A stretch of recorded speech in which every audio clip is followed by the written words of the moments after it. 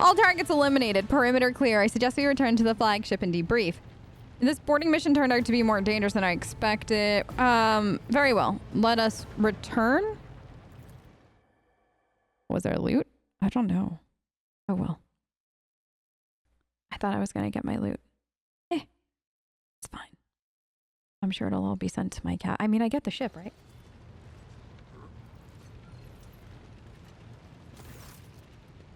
Congratulations on the mission completion, Rogue Trader. On behalf of the Adeptus Arbites, I extend my thanks for your cooperation. On a separate note, I am grateful for your fire support as my squad advanced on the lower deck. Your marksmanship and timing. Oh, and your marksmanship timing, your shots on the fuel pipes gave us a significant advantage. And I thank you, my knight in shining armor, for being so valiant.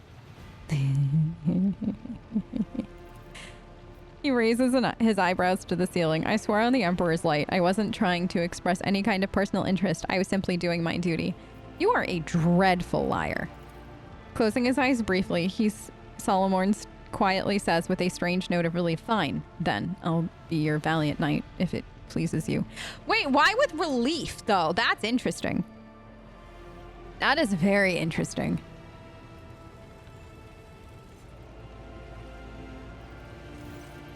Your ladyship, if you would permit me to interrupt, I'm pleased to inform you that the boarding team has presented a most extraordinary gift to your dynasty. The heretics were keeping something of rare value in their hold. Our engine seers have completed all the necessary rituals of cleansing. This trophy is now all yours. Okay. Yeah. Yes, please. We also discovered a large supply of provisions, weapons, and Xeno. The high factotum catches himself, having seemingly just remembered Solomorne's presence, and other valuables, which will be loaded into the flagship's hold with extreme assiduity. The rest is far from satisfactory. Your earlier artillery strike, though undeniably necessary, did severe damage to the ship. It can, of course, still be repaired and put to good use. We could have the Heartless escort our flagships, or say carry goods along one of the trade routes within your domain. Those options aren't cheap by any means, but the benefits are enticing. I want that oversized tub out of my sight. Give the Heartless over to the... have it repaired. Oh. Have the ship sent to our trading partners. And who is to receive the vessel? Okay. So, who do we... I think I want the Fellowship of the Void. It'll be done, your ladyship. Well, now that all the financial matters have been resolved, allow me to graciously take my leave. The valuables must all be meticulously inventoried. The high factotum offers you a deep bow, glancing sideways at Solomorne, who seems to be in no hurry to leave. Okay. Bye! Oh, Tess, coming down the bridge. Or stairs. The arbitrator and his dog both watch as Yenris leaves, then turns to you. There is one more thing, Rogue Trader. Your performance aboard the Heartless was highly appreciated. As an additional token of gratitude from the Adeptus Arbites, I will be joining your personal security detail, at least until we arrive on Dargonis to meet with the Marshal. He has business to discuss with you, and I have a mountain of reports to write up about this operation. Wink! Tess, do you even wink? Reports are the last thing one feels like doing after battle, wouldn't you agree? X, does this mean I get to keep this fine dog to help me kill heretics? Oh no, I wish I knew. Okay, we're going with that. We had to. His eyes narrowing, Solomorne looks at you intently. I would, and what do you like to do after battle? Oh no. Tess, are you all ready? Already? So soon? Oh no, would you like to find out? Yes, Tess, get it. A warm light appears in his gaze, and what happens if I say yes? Already? Yeah, Tess! That's my girl! Lying back on the sheets, Solomorne stretches out contentedly. Rolling his broad shoulders, drops of sweat cover his dark skin. That was exactly what I needed, but far more than I dared hope. He gives you a thin smile, as though he does not know how to express his feelings any more overtly. We shall study him.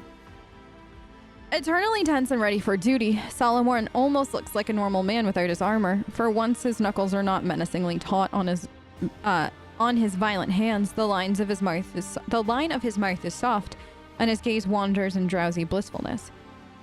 You have entertained me. I'm pleased I did not err in granting you this privilege. Did you enjoy sharing a bed with the rogue trader? I think we should do... Yeah, did you enjoy sharing a bed? I think we should do this again once in a while. Did you... Yeah, we'll try it. Yes. Okay, it is. It was exciting and quite flattering. I think we should do this again. Growing serious, Solomorne directs a piercing look at you. I don't think so, rogue trader. We had a good time together, and I'm grateful for that, but an affair between us could affect our working relationship. What makes you think... what if I ordered... What makes you think this affair would harm our working relationship? Can lovers be expected to stand in unbiased judgment of each other? Besides, his voice turned soft. I don't see myself as someone who is open to having such an intimate relationship with another person. Interesting. So admit it, you didn't actually enjoy it? Lying isn't in my nature, Tessera. I enjoyed it, more than, but it's a matter of principle. And what if I ordered you to continue our affair? Then I will, with great regret, refuse to obey that order. With great regret.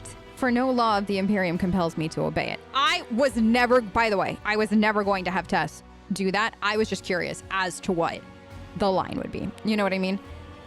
Very well, I respect your opinion. I disagree. Our relationship is worth preserving and strengthening. Think about it. A mix of emotions flashes across the man's face for a moment. You and I are both bound by duty, Tessera, and that takes precedence over any matters of the heart. I'm glad I picked that line. Unfortunately, you're right. I can't afford... No. You know what? No. All right. I'll respect your opinion. Thank you. It's always a pleasure to spend time with someone who understands. She doesn't. She's angry. But she's the rogue trader. What more can she do? Tess? Girl. I'm sorry, honey. You deserved better.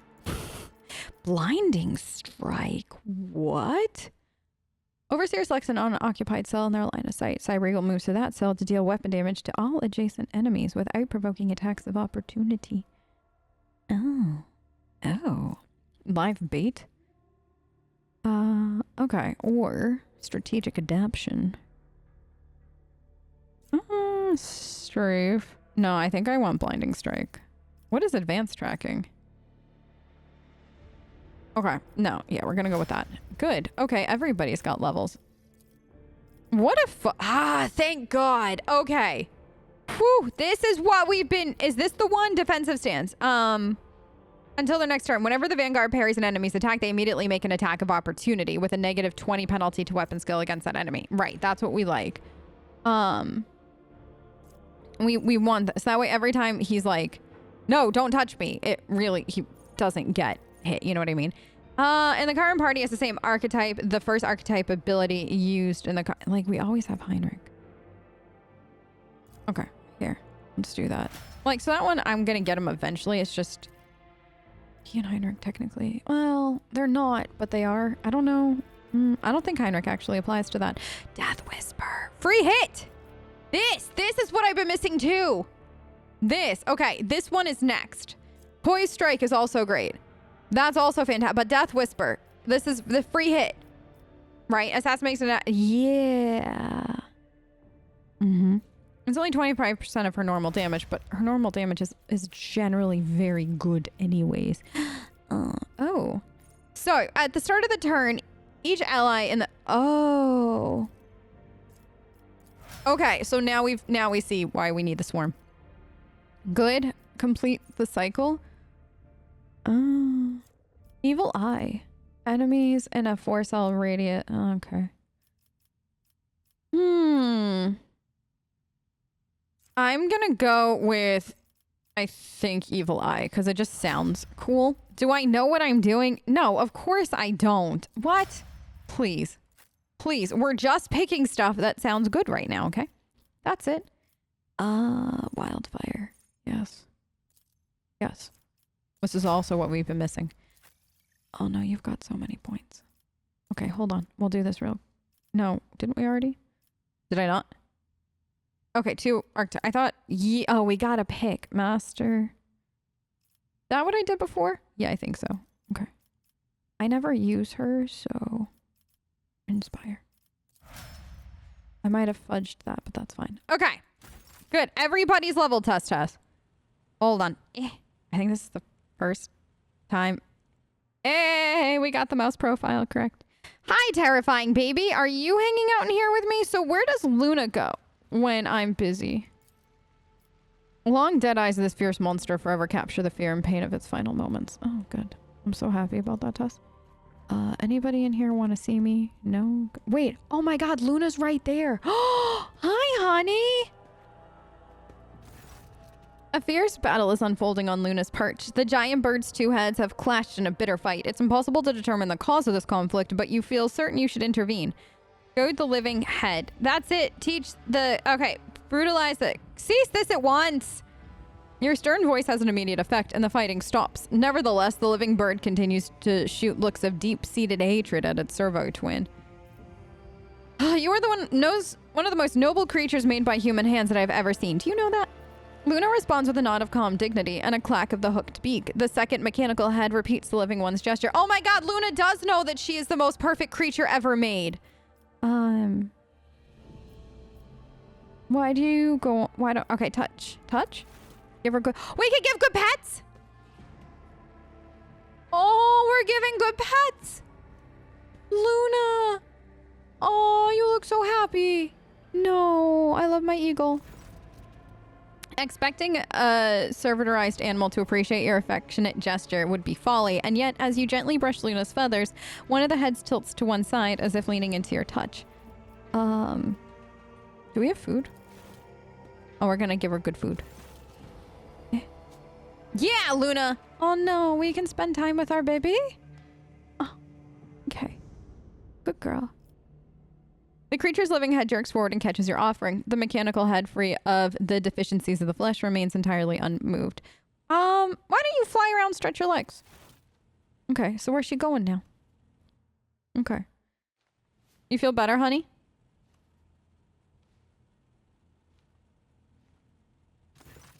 The eagle returns looking somewhat ruffled after its long and swift flight. It flaps its wings a few times and then settles comfortably onto its perch. Okay.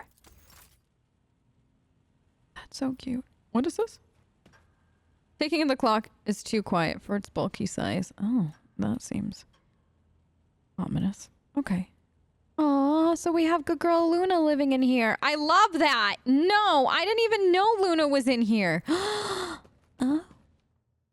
Wait. I have Luna and the terrifying baby with me? Oh, this is great.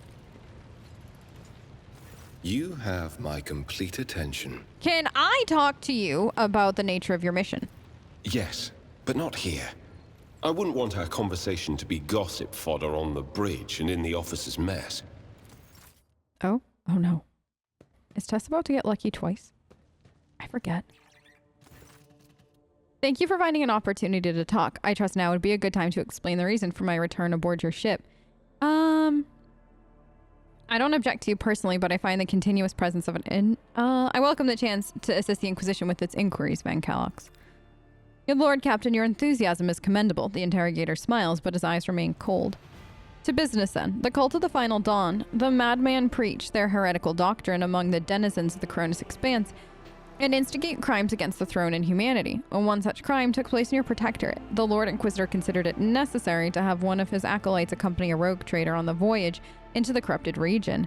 I also need to meet with one of my observers on the capital world of your domain. Why would an Order Xenos agent investigate a chaos cult? You're well versed in how the Inquisition is organized, Tessera. Yes, initially our arrival in the Koronus Expanse was dictated by the need to fight Xenos. There's more. The cult is tangentially related to my main specialization. Perhaps I'll be able to reveal the full truth someday, but right now I ask you to display humility and patience. Chaos cult of my protectorate, Heinrix. Are you laying an accusation? No, the Lord Inquisitor mentioned in his letter that he's willing to show lenience towards my actions. That would otherwise be interpreted as radical. Let's see. Yeah, let's see. Chaos treads softly, Tessera. The main danger of secret cults and sects is that they are like seeds. They can remain in the ground for decades, safe from all scrutiny, until an opportunity to sprout, grow, and bear monstrous fruit present itself. The emergence of a cult on one of the rogue traders' planets does not mean the dynasty herself is a chaos worshipper. Having said that, it should be noted that Theodora von Valentius was famous for her loose interpretation of the freedom granted by the warrant. Heinrich regards you with a probing look. A bloodline can be stained by ancestral transgressions. If it is indeed so, it is in your best interest to do whatever is necessary to redeem yourself. And then, perhaps, you will get a chance to salvage your dynasty's reputation. Lord Inquisitor mentioned he'd show lenience.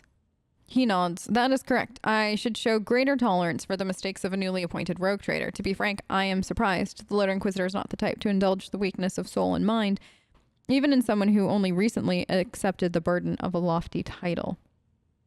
You have spies on the Von Valencius worlds? The person I mentioned is not a spy, but a secretary in the administrative department on Dargonis. The planet's governor and Theodora were fully aware of his status. His duty is to fulfill the sacred oath to the Golden Throne and eliminate threats to the Imperium, which the Koronus Expanse has in abundance. His name is Achilles Galander. As soon as we contact Dargonis, I'll introduce you as the new head of the dynasty. I'm sure you'll appreciate the presence of such an advisor among your subjects. I suggest you heed his word, at least occasionally. Well, about that, Heinrix. I've already agreed. Oh, tell me more about the cult. Chaos worshippers, most often agents of the throne, run into lone renegades stirring up the rabble. Insane prophets, heretical, and hysteric visionaries, preaching the end of days. A passing comet, a mutant rebellion, an onslaught of monsters. Each time they come up with a new reason why people should prostrate themselves and quiver in fear. Much effort and the blood of those loyal to the Golden Throne were spent before we established the connection between those heretics. However, the cult of the Final Dawn is something greater than a gaggle of misguided seers and fortune-tellers. They cleverly spread their agents all over the Koronus Expanse, disseminating heresy among honest people on the Imperial worlds. There's a certain strategy to their actions that changes whenever we get too close, and finally, they have enough military power to have had 2 ships that we had sent after them discovered as wreckage. The growing difficulty in making warp jumps is detrimental to us, but is unlikely to inconvenience those who engage in vile sorcery day in and day out, Heinrix sighs. After the events on Rakad Minoris, I suspect the cult might have built its nest inside Winterscale's domain, but the latest report indicate it is your protectorate that is harboring heretics. Being in your entourage improves my chances of getting closer to their secrets. What else? The rogue trader should deliver me to the system that contains the industrial world of Chiava Gamma. I will then accompany you to the surface and determine what the cult is planning and how it intends to use the resources that have fallen into their clutches, which may very well include the blessed engines of the Adeptus Mechanicus and even the followers of the Omnissiah themselves. I will be frank. The answer to this question is unlikely to please either of us. The machinations of chaos usually go beyond solely inflicting countless deaths and destruction. Having their plans come to fruition would lead to far more terrible consequences. One of the systems in the Koronus Expanse is already lost. May the Emperor protect us from watching this tragedy play out again. We met a space chaos marine, or a chaos space marine on Rakad Minoris. Do we risk running into his brothers? I have no doubt it'll happen sooner or later, Tessera. Chaos marines siding with the cult is very, very bad news. Most likely they kept away until recently, pulling their puppet strings from a respectable distance. These traitors seldom show up alone. The best we can count on is not having to deal with just a squad of Chaos Space Marines in the Koronus Expanse and not an entire company. Tell me about the Drakari who stole the sun. He winces.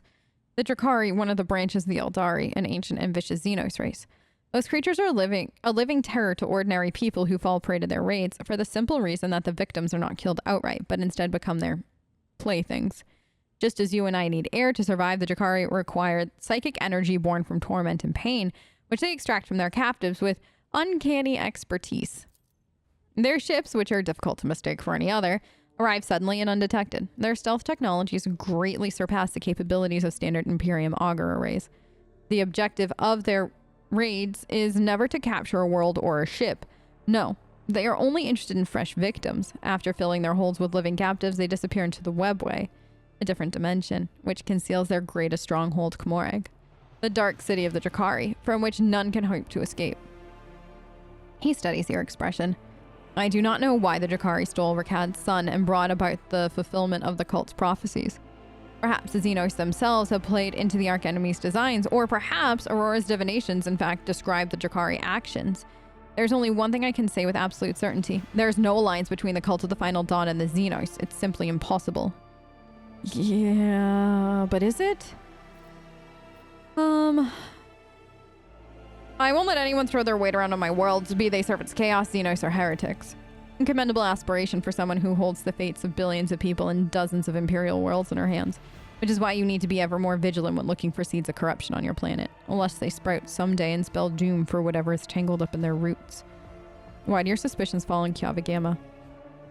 Disjointed pieces of data that finally merged into a single picture.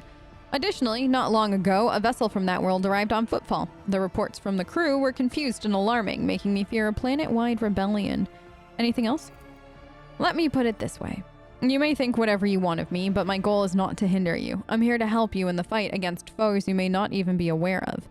You have my word that I will provide every assistance in uprooting the heresy that has sprouted on the Von Valencius worlds while their mistress was away, and that I will try to be more patient with the less grievous flaws of the bearers of the warrants are sometimes known to have. He inclines his head. Thank you for sparing the time, Lord Captain. Okay. Tess. I like it that, my baby was like, Luna, whenever I'm here, Luna's like, I will sit here and watch you talk, mother. God, just to think Luna could have been with us during the Mars ice. Oh God, listen, girl, when the Xenos comes on the ship, okay, the Drakari specifically, don't do nothing, all right? Just leave him to being him. It's fine. It's better for everybody. So does the Terrify. So I got a gaggle of people following me now. This is great. I love Luna. So I'm trying to decide in my head. I know we need to talk to Cabela. There's still technically more Heinrix conversation to do. Pascal needed me. We need to follow up with Solomorne. Probably should say hi to Cassia and Argenta. Like, we haven't done any of those conversations. I know Cabela's is like a full-blown, like, bye, Luna. Cabela's is like a full-blown cutscene, like, kind of thing. So I might go around to Cabela last. And we also have to talk to Adira, stuff like that. So I think we should start maybe... I was literally about to point and then I realized you guys can't see my monitor. This side of the room. Like, let's do the circuit and then kind of like up, back, and around. And then kind of plan for Cabela last. Because I think... Is Cabela here? I forget. Hold on. Where is she? Yeah, that is Cabela. So maybe we'll go like down and around this way and then up and then like see... We'll see Pascal and the band, and then Adira, and then go see Cabela after. That way, everybody's been checked in with, and then the only thing is, like, I know I can still go pick up Jai, and I have to.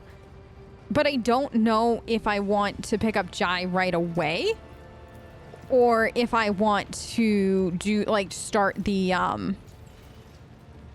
Cabela DLC. Like, just kind of start all that, and I have to think. So hopefully while we're, like, going around and seeing people, I can, like, figure that out. I would say give me your suggestions, but I'm probably gonna have been past that. But anyways, if you have a suggestion, feel free to leave. I can't guarantee because I'll probably have recorded past that by then, but I'd love to know what you would do if you were me. Okay, let's Argenta first. I know I just said we were probably gonna start with somebody else, but I feel like we're right here, so let's just start with Heinrix. I know nothing about you. Can you tell me a little bit more about yourself? I'm usually the one interested in the pasts of those around me, not the reverse. I come from a night world, Guizorn 3. I belong to a branch of one of the noble houses until my exceptional abilities were discovered. After that, I was sent on a black ship to Holy Terra, where I was trained and I began my service for the glory of the Imperium.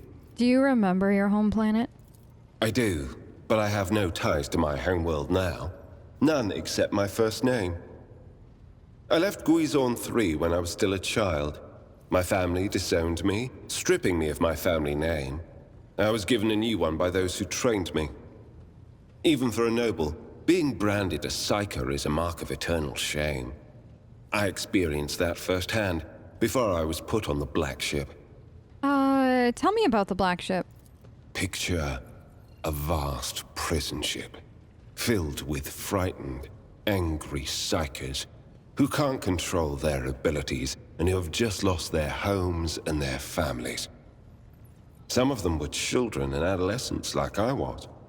Some were monstrous creatures who no longer had the right to be called human, or psychopaths who reveled in their impure powers. Honestly, this sounds like the world's worst idea. Like, yes, let's round up all of these psychers, people who have got abilities that, you know, can't really be controlled in some cases, and put them all on a singular ship together and see what happens. Like, that's literally how that sounds.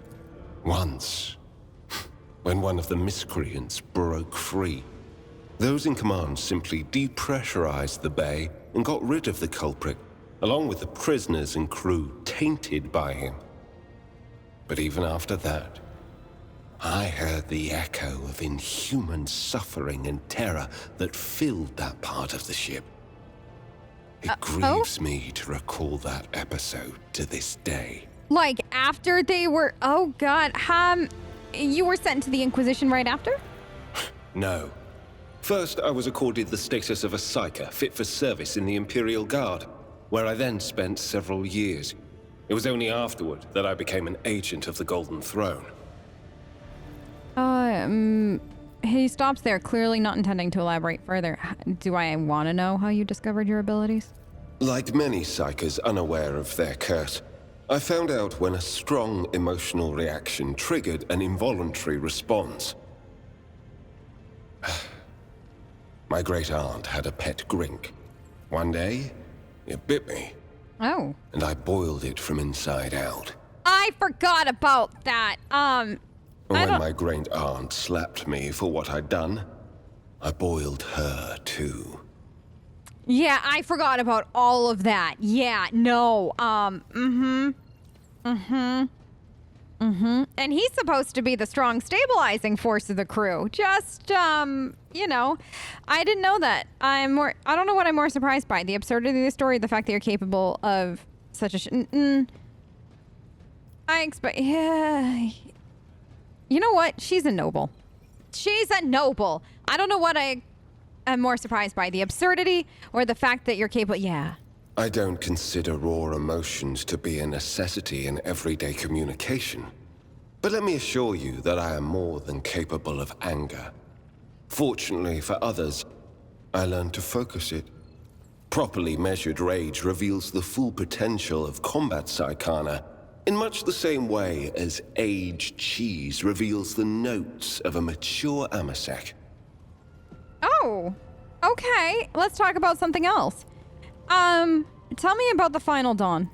The cult's ordinary members are humans who have been corrupted by the archenemy, traitors to the Imperium, and accomplices of chaos. Participation in the cult's rituals always entails brainwashing, literally and figuratively. Wait, what? The longer cult members spend among other cultists, the less critically they think, and the more closely they resemble obedient livestock, stripped of their fear and instinct for self-preservation. The worst of them go to their deaths without an inkling of doubt, ready to take hundreds and thousands of souls with them. You know, he goes, entails brainwashing literally and figuratively. Like, they literally wash their... Well, I have questions. As for those at the top of the cult's hierarchy, we have not yet managed to get a lead on all of the cult's leaders. I imagine that some of them are hiding in the depths of the Koronus Expanse. But those who are orchestrating the fanatics on nearby worlds are hiding very well indeed. Or receiving protection from above. Or both. I mean, there's always the chance for both. So you've been investigating the cult for a while? We discovered the first traces of it as soon as we arrived in the Koronus Expanse. Since then, the more we learn, the better we see just how far the roots of this blight extend. Destroying individual cells is pointless. We must cut this beast off at its head. He's not wrong. What do you mean protection from above? Governors, commanders, rogue traders. History is full of those who neglect their duty to the Golden Throne and seek allies in the wrong places. Let's see. As you wish. How long have you served? Since the day of my initiation as an acolyte. So, decades. How many real years it's been, it's hard to say. When I return from a journey through the warp, I often discover that much more or much less time has passed in real space. So for someone who's been serving for decades, you certainly look young. The first step for biomancers such as myself is to take control of the processes of their own body, including aging. I've endured innumerable hazards in my work. If I allowed every trace of them to remain, I would look completely different today. Oh? Oh, I bet you've visited many worlds? Indeed. I have visited many of the places brought to the Emperor's light, and those sullied by the filth of the archenemy. In truth, even after all these years spent visiting the various corners of the Imperium and looking beyond its borders, I still consider the Segmentum Solar to be the greatest of all humanity's bastions. Nothing compares to the majesty of Holy Terror, the might of Mars, the grandeur of the Segment's other worlds. What duties have you carried out? You can't really be expecting me to answer that question, can you? He returns your look and smiles, but thanks to the expression in his ice-cold eyes, the effect is rather unnerving. All right, fine. Gladly. I'll leave you alone. Oh, wait. Oops, sorry. I don't know why I went to auto-escape there. Okay, Abelard, do we have anything to talk about? Lord Captain,